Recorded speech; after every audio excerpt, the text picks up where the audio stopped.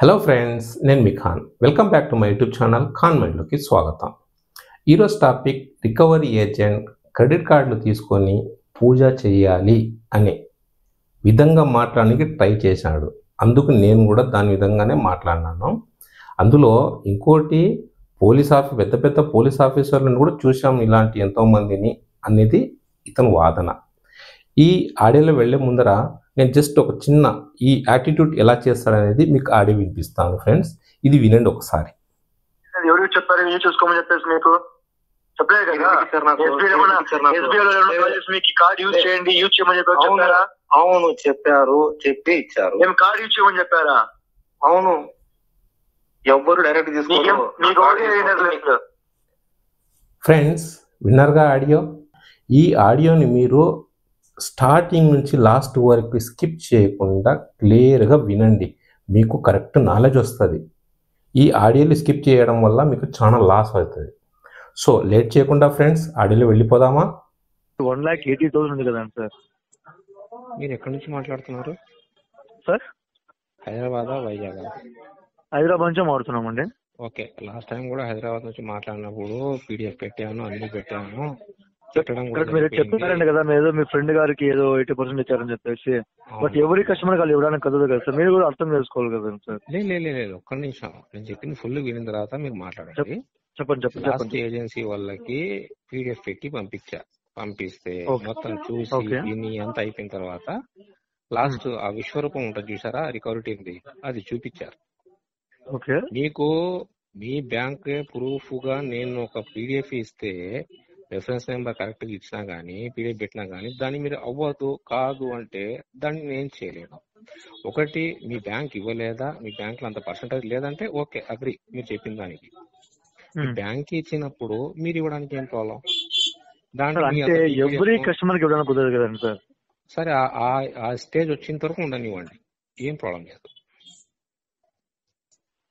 ఒకటి అవుతుందంటే చేసేయండి, లేదంటే ఈ మంత్ కూడా మీ కలెక్షన్ టీమ్ మీ మంత్ లో మీ రికవరీ టీమ్ కి అమౌంట్ అయితే రాదు. అది కాదు సార్, ఇప్పుడు మీరు 20 కాదు సార్, ఇప్పుడు 20 పట్టుకుంటే ఎలా చెప్పండి సార్ మీరు కూడా. సరే 15 చేస్తారా? సార్ ఇప్పుడు 1,18,000 వండుకొని మీరు 15,000 అంటే ఎలా? లక్ష కాదు 5 లక్షలు ఉండని. నేను చెప్పేది ఒకటే, ఇప్పుడు మీరు యూజ్ చేసిన అమౌంట్ 78,000 రూపీస్ దగ్గర అంటే 80,000 రూపీస్ యూజ్ చేశారు సార్. మీరు 80,000 రూపీస్ యూజ్ చేసి మీరు పేమెంట్ కట్టకుండా చాలా రోజులు, మళ్ళీ మీరు 20 కావాలి నాకు 80% కావాలంటే ఎలా సార్ చెప్పండి? అవును, నా సివిల్ స్కోర్ లేదు, ఇంకా life long civil confident dustbin లో పడేస్తున్నా. మీ సివిల్ స్కోర్ ఉందంటే ఓకే, దాని దగ్గర అమౌంట్ లేదు కాబట్టి సెటిల్మెంట్. అసలు ఒక మాట చెప్పండి, సెటిల్మెంట్ ఎందుకు వస్తారు? ఏ కస్టమర్ అయినా సెటిల్మెంట్ ఇప్పుడు అంత అమౌంట్ కట్టలేము, ఫుల్ అమౌంట్ కట్టలేమని చెప్పేసి సెటిల్మెంట్ తీసుకుంటారు సార్. ఇంకా మరి అది క్లారిటీ ఉంది కదా మీకు, ఆ అమౌంట్ కూడా ఉంది సార్. ఎంత సార్? కరెక్ట్ సార్, మీరు చెప్పేది కరెక్ట్ సార్. నేను బస్ట్ లాస్ట్ అండ్ ఫైనల్ అయితే మీకు 75% ఇవ్వగలను సార్. సారీ బాస్, నేను నెక్స్ట్ ఏజెన్సీ వచ్చినప్పుడు చూసుకుంటా. అయితే నెక్స్ట్ మంత్ అర్థమలేదు సార్. నెక్స్ట్ ఏజెన్సీకి వెళ్తుంది కదా, అప్పుడు చూసుకుంటాను. ఎక్కడికి వెళ్ళదు సార్, ఇక్కడే ఉంటుంది సార్. పెట్టుకోండి, 6 నెలలు మీరే పెట్టుకోండి. ఆ 20,000 వచ్చేంత వరకు మాత్రం మీరు ఫోన్లు చేస్తూనే ఉండాలి, విజిట్ చేస్తూనే ఉండాలి, నాకేం ఇబ్బంది లేదు. ఇలా మాట్లాడడం అనేది పద్ధతి కాదు సార్. మీకు అవసరం ఉన్నప్పుడు నా అవసరం ఉన్నప్పుడు నేను తీసుకున్నాను, చేశాను. ఇప్పుడు నా దగ్గర లేవని చెప్తున్నాను కదా ఓపెన్ గా. అవసరం ఉన్నప్పుడు ఇప్పుడు అడగడానికి కూడా ఒక రేట్ ఉంటుంది సార్. అడగడానికి కూడా ఒక రేట్ ఏముండదు. ఎలా చెప్పండి? నా civil score total dead sir. నేను ఫుల్ అమౌంట్ కట్టమని చెప్పడం లేదు సార్ మీకు. కాదండి, ఇప్పుడు ఎస్బీఐ బ్యాంక్ ఒక కడిగి రావాలి, మరి మీకు సిబిల్ స్కోర్ తక్కువ అయిపోయిందా? అయిపోయింది, ఒకే కార్డు ఉంది నా దగ్గర. ఎక్కడ సార్ ఎందుకు తగ్గింది మీ సిబిల్ స్కోర్? ఏమి సిబిల్ స్కోర్ ఏమైనా రిస్క్ లేదు ఎక్కడ? రిస్క్ లో ఉంది. నేను సెటిల్మెంట్ చేసుకుంటే నాకు జీవితాంతం తప్పదు. అందుకోసం సెటిల్మెంట్ చేసుకోండి, సిబిల్ తీసుకోండి సార్. అయితే మీకు సిబిల్ కావాలి, సిబిల్ తీసుకోండి, ఈఎంఐ కన్వర్ట్ చేస్తాం సార్. ఓకే, ఒక పని చేయండి, ఈఎంఐ కన్వర్ట్ చేస్తారు కదా, ఆ ఈఎంఐ నెల మీరు కట్టండి. ఆ ఎన్ని నెలలు ఇస్తారో అన్ని నెలలు అయిపోయిన తర్వాత నేను మీకు ఇస్తాను. హెల్ప్ చేస్తారా? కాదండి, కార్డు మీరు చేసుకుని నేను ఎందుకు కట్టాలి సార్ చెప్పండి? మరి చెప్పి సార్ సిబిల్ స్కోర్ పోకూడదు, సిబిల్ స్కోర్ పోతుంది అంటారు, అమౌంట్ అవసరం లేదయ్యా. ఇంకా నాకు సివిల్ స్కోర్ అవసరమే లేదు. నాకు కార్డులు వద్దు, సార్ లోన్ అదే వద్దు, సార్ జీవితాంతం. మీరు 80% అడిగారు, మేము 75% 30,000 వస్తుంది కట్టుకోండి సార్. లేదు 30,790 రూపాయలు వస్తుంది కట్టుకోండి సార్. లేదు లేదు లేండి, ఇంకా మీకు 20 చెప్పడమే తప్పు చేసినాను అనుకుంటాను నేను. 15 చెప్పుకుంటే బాగుండేది, అప్పుడు మీకు 20కి వచ్చేవాళ్ళు. సారీ బాస్, నేనైతే చేయలేను. నాకు 20,000 అయితే ఒకసారి నాకు కాల్ బ్యాక్ చేసి మనకి కన్ఫర్మ్ చేసి సెటిల్మెంట్ లెటర్ ఇస్తారంటే దానికి ఇచ్చేటప్పుడు నాకు కన్ఫర్మ్ గా చేసిన తర్వాత దాంట్లో 4-5 days మళ్ళీ టైం మెన్షన్ చేయాలి. ఏంటి సార్ అర్థం అవ్వలేదు సార్. సెటిల్మెంట్ ఈ రోజు తీసుకుంటారంటే ఒకవేళ 20,000కి సెటిల్మెంట్ లెటర్ ఈ రోజు తీసుకొని అడ్వాన్స్ గా 5 days మీన్స్ ఈ రోజు 8 లోపల పేమెంట్ 8కి పేమెంట్ చేసేటట్టు సెటిల్మెంట్ నాకు అప్పులు కావాలి. సార్ సార్ అలానే లెటర్ పంపిస్తాం సార్, ఓకేనా? మీకు నార్మల్ మీ మెయిల్ ఐడికి వస్తుంది లెటర్ అనేది. బట్ మీరు అడిగే అంత అమౌంట్ మీరు అదే అమౌంట్ దగ్గర కూర్చొని ఎలా చెప్పండి సార్. బ్రో నేను ఒకటే మీరు మా బ్యాంక్ తరపున ఆలోచించాలి కదా సార్ మీరు. బ్రో మీ బ్యాంక్ గురించి అన్ని ఆలోచన చేసి చెప్తున్నాను.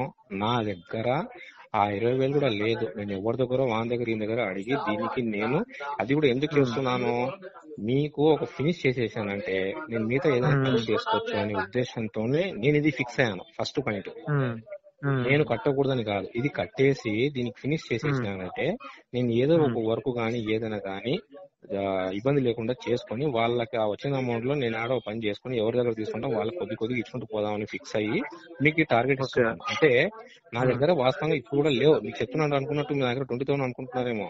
నేను ఆ 20,000 కూడా ఎందుకు మీకు 5 days టైం కావాలంటున్నాను, మీరు అప్పులు తీసుకోవాలంటే నేను దాని గురించి ఒక్కొక్కరి దగ్గర ఒక 2,500 5,000 అలా ఇప్పించుకొని ఒక 5-6 మంది దగ్గర ఇప్పించుకొని వాళ్ళకి టైం ఇచ్చుకొని మీరు ఫినిష్ చేసేసినానంటే నేను ఏదో కూలి పని చేసుకుని వాళ్ళకి యానో చేసుకుని వాళ్ళకు స్టెప్ బై స్టెప్ వాళ్ళకి ఇచ్చుకుంటూ వద్దామనే ఉద్దేశంతో నేను మాట్లాడుతున్నాను.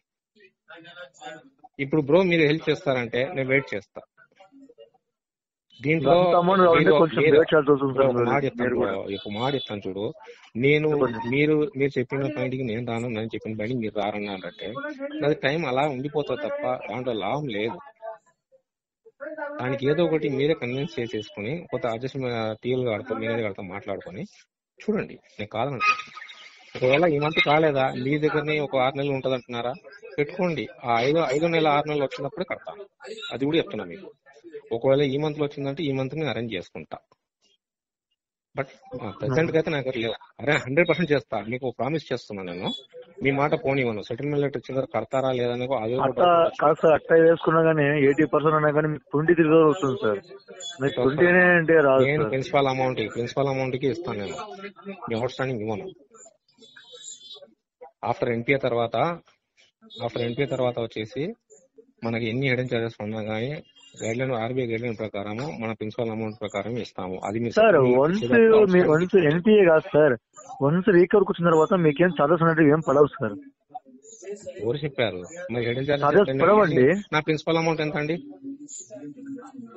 మీ లెక్క ప్రకారం మాట్లాడితే?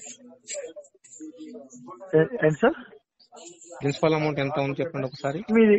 ఇది ప్రిన్సిపల్ అమౌంట్ వచ్చేసి మీరు వచ్చేసి 50,000 రూపాయలు ఇచ్చేసారండి. మీరు 50 రూపాయలు ఉంది కదా, ఆ విధంగా నేను మాట్లాడితే 20% అంటే 10,000 కట్టాలి నేను మీకు.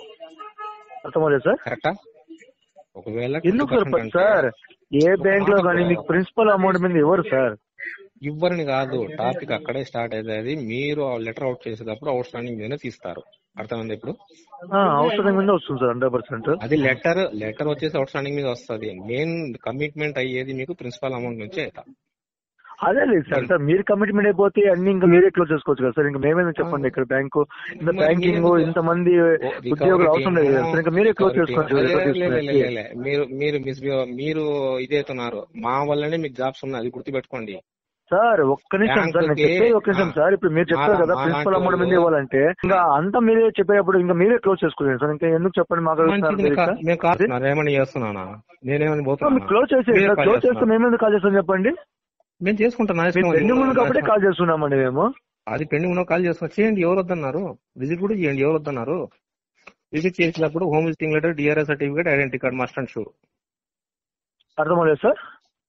Home visiting letter, DRS certificate and identity card. Bank employee అయితే ఓన్లీ ఐడెంటిటీ కార్డ్ చాలు. రికవరీ ఏజెంట్ కానీ కలెక్షన్ టీం వచ్చిందంటే వాళ్ళ దగ్గర 100% ఈ 3 ఐటమ్ ఉండాలి. డిఆర్ సర్టిఫికేట్ లేక ఎవరు బ్యాంకింగ్ సెక్టర్ వర్క్ చేయలేదు సార్. ఓకేనా? బ్రో ఎంత లీగల్ చేస్తున్నారు, ఎంత లీగల్ చేస్తున్న విషయం నాకు తెలుసు. ఇది మాట్లాడుకుంటూ పోతే మాట్లాడుతూనే ఉంటాం. అది వేస్ట్, ఎంత మాట్లాడినా లాభం లేదు. ఉండే వ్యాక్స్ 20,000 మీరు చేస్తారంటే చేయండి, లేకుంటే 6 నెలలు కాదు, 2 సంవత్సరాలు కాదు, 6 సంవత్సరాలైనా ఉండని, నష్టం ఏం లేదు. మీరు కాల్ చేయండి, విజిటింగ్ చేయండి, విజిటింగ్ చేసుకుంటే ఈ 3 ఐటమ్ పట్టుకొని మీరు రాండి, విజిట్ చేయండి, హ్యాపీగా ఫోటోలు తీసుకొని పోతూనే ఉండండి. మా దగ్గర లేనప్పుడు మీరు ఏం చేస్తారు? ఇంకా హరాస్మెంట్ చేస్తారు, రిలేషన్ కాల్ చేస్తారు, ఊర్లో ప్రచారం చేస్తారు, అంతకు మించి ఇంకేమైనా చేస్తారా? అది దాటిపోయిన తర్వాత మీరు ఊరికి రావడానికి మీకు కూడా ఏదో ఒకటి కావాలి కదా. అదే సార్, మీరు బాగా తెగించేసినారు కదా సార్, అయితే ఇంకేం చేయలేరులే, కట్టకుండా వదిలేద్దామని చెప్పేసి మీరు అనుకున్నాను. ఇంకో విషయము, ఒక్క నిమిషం బ్రో, మొబైల్ ఉందా మీ దగ్గర? ఒకసారి ఎవరి దగ్గర డబ్బులు తీసుకున్న తర్వాత మీకు అవసరం ఉన్నప్పుడు యూజ్ చేసుకున్నప్పుడు మళ్ళీ కట్టాలి సార్. ఓకేనా? మీ దగ్గర మొబైల్ ఉందా సార్? మొబైల్ ఉండేది చెప్పేది వినండి సార్. ఫస్ట్ ఆఫ్ ఆల్ అది న్యాయం. అది మీరు యూజ్ చేసుకున్నామని చెప్పేసి మళ్ళీ నేను కట్టలేనని చెప్పేసి, కట్టలేనప్పుడు గుమ్మ ఉండాలి సార్. కార్డు అనేది ఎవరు చెప్పారు యూజ్ చేసుకోమని చెప్పేసి? మీకు చెప్పలేదు కదా. ఎస్బీఐలో మీకు కార్డు యూజ్ చేయండి, యూజ్ చేయమని చెప్పారా? అవును చెప్పారు, చెప్పి ఇచ్చారు. ఏమి కార్డు యూజ్ చేయమని చెప్పారా? అవును. ఎవ్వరు డైరెక్ట్ తీసుకోలేదు, తీసుకోమని చెప్పిండారు. కార్డ్ యూజ్ చేయండి చేయండి చెప్పరు. అది కార్డ్ ఇచ్చిన తర్వాత యూజ్ చేయకుండా పెట్టుకుంటారు, దాన్ని పూజ చేస్తారు. అదే సార్, మీకు తెలుసు కదా. మీకు నేను ఈ మంత్ నాకు ఇట్లా ఉంది, నేను యూజ్ చేస్తే కడతా. దేవుని దగ్గర పెట్టేసి, దేవుని దగ్గర పెట్టి అగరబత్తి వెలిగించి టెంకాయ కొట్టి దాని పూలు పెట్టుకోవాలి సార్. మీకు అవసరం, మీకు కట్టలేనప్పుడు మీరు ఆలోచించాలి. కార్డు యూజ్ చేసే ముందు ఆలోచించాలండి. నేను కార్డు ఇంత అమౌంట్ యూజ్ చేస్తున్నాను, నేను కట్టగలనా కట్టలేనా అని చెప్పి అప్పుడు ఆలోచించాలి సార్. మీరు కార్డు చెందిన తర్వాత నాకు ఇప్పుడు కట్టలేను, నాకు 20,000 కావాలి, అది ఇది మీరు కావాలని చేస్తున్నారండి. అందుప్పుడు మీరు ఎంత పేమెంట్ చేశారు చెప్పండి? మీరు కార్డు యూజ్ చేసుకున్నప్పుడు కూడా ఏం పెద్ద పేమెంట్ ఏం చేయలేదు కదా. మీరు అన్ని ఇన్సఫిషియెంట్ బ్యాలెన్స్ అన్ని బ్రోకనే. 100 రూపాయలు 100 రూపాయలు ఎంత పేమెంట్లా ఇవన్నీ? కానీ మీరు ముందుగా మీరు అన్ని ముందుగానే ప్రిపేర్ అయిపోయి మీరు చేశారు. మీరు అలాగే అనుకో, ఇంటెన్షనల్ ఇష్యూ అనుకోండి. అలానే సార్, అలానే ఇంటెన్షన్ ఇక్కడ చూస్తున్నాం కదా. మీ ఎన్ని పేమెంట్ బ్రోకన్ అయ్యని చెప్పేసి ఇక్కడ. అలాగే అనుకో బ్రో. అచ్చా ఇంకో విషయం, అలానే సార్ అనుకునేది కాదు, మీరు అలానే ఫ్రాడ్ చేస్తున్నారు. మీరు బ్యాంక్ మీరు ఫ్రాడ్ చేయడం ఫిక్స్ అయిన తర్వాత మీరు 100% మీరు క్రెడిట్ కార్డు తీసుకోండి. మీరు అది ఫ్రాడ్ అని ఓడు యూజ్ చేయాల్సిన అవసరం లేదు బ్రో. 100% మీరు ఫ్రాడ్ చేస్తున్నారు ఇప్పుడు బ్యాంక్. మీరు చెప్పండి, మీరు కార్డు యూజ్ చేస్తున్నారు, మీరు కార్డు తీసుకున్నప్పటి నుంచి ఎంత పేమెంట్ చేశారు మీరు కరెక్ట్ గా? మీరు ఎన్ని నెలలు కరెక్ట్ గా, ఎన్ని సంవత్సరం ఎన్నిసార్లు కరెక్ట్ గా పేమెంట్ చేశారు మీరు మంత్లీ? అంత ఫ్రాడ్ చేయడం వల్ల అయితే, మీరు అంత నిజాయితీ పరులు అయితే, మీరు మీ కార్డు తీసుకున్నప్పటి నుంచి ఎవరి మంత్ పేమెంట్ చేశారా మీరు? అవును చేశాను. ఎవరి మంత్ పేమెంట్ చేశారా? చేశాను. 1 మంత్ కూడా మిస్ అవ్వలే మీరు? లేదు కాలే. 100 రూపాయలు 104 రూపాయలు 57 రూపాయలు పేమెంట్లు అవి. అవును పేమెంట్. మరి పేమెంట్ అవి ఎవరికి ఎంత అర్హత ఉంటుందో దాని తగ్గట్టుగానే చేస్తారు. ఒకటి 100 ఏంటి సార్ 50 రూపాయలు అనేది క్రెడిట్ కార్డుకి మీ బిల్లు వస్తున్నది 50,000 వస్తుంది, దాంట్లో 50 రూపాయలు ఇస్తుంది అర్హత అది. అవును మరి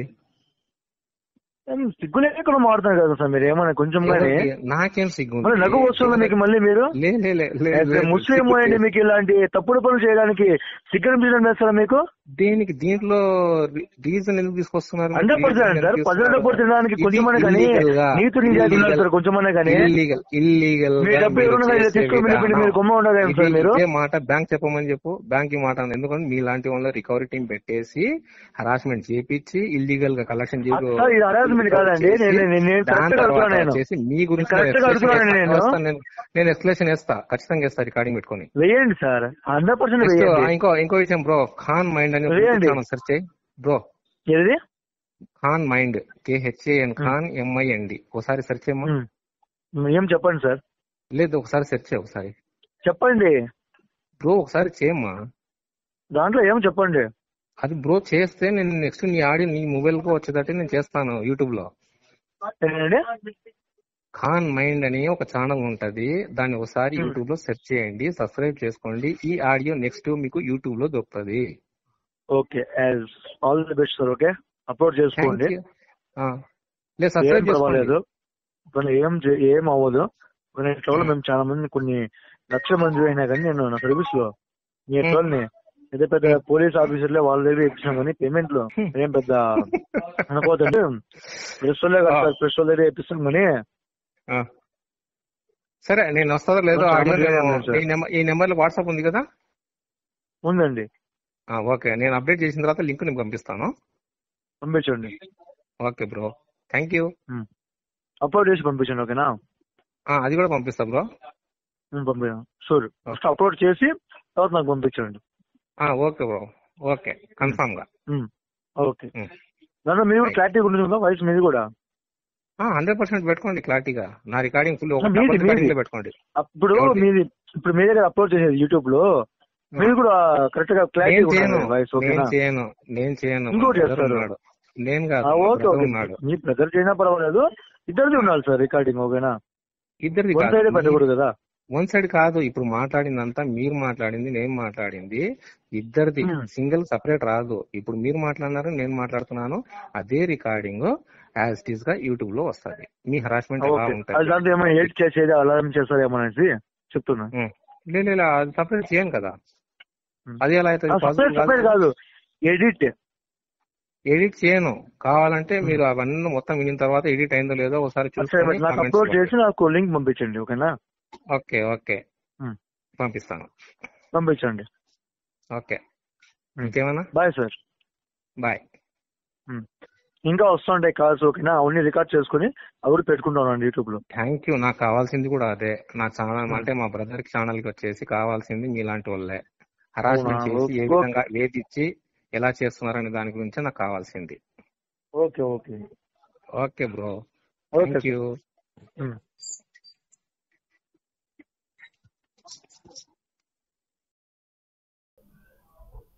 ఫ్రెండ్స్, ఆడియో విన్నారుగా.